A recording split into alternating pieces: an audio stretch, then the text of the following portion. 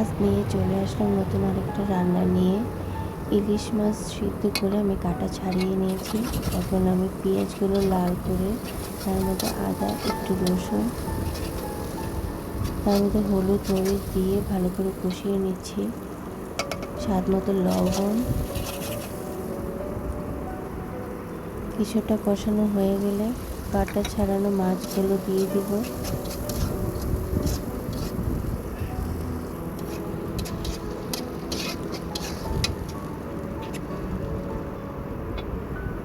এখন আমি তার মধ্যে দিয়ে দিব একটুখানি পানি, যেন মশলাগুলো পুড়ে না যায়, ভালো মতো মাছটা যেন কষানো হয়ে যায়।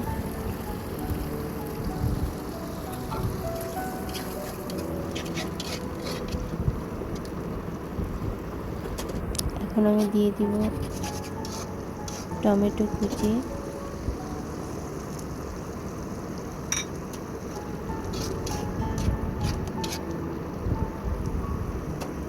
টমেটো কুচি দিয়ে নেড়ে চেড়ে এখন আমি ঢেকে রান্না করব।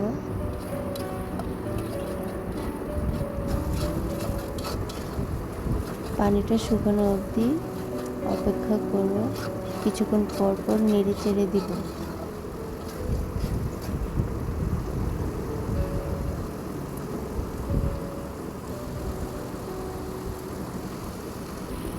এখন আমি এখানে দিয়ে দিব কিছুটা রসুন কোয়া।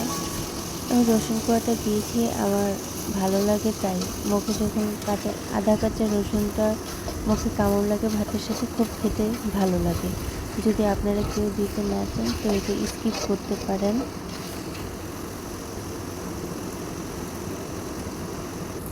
তো আমার রান্না প্রায় শেষের দিকে, আমার পানিটা শুকিয়ে গেছে।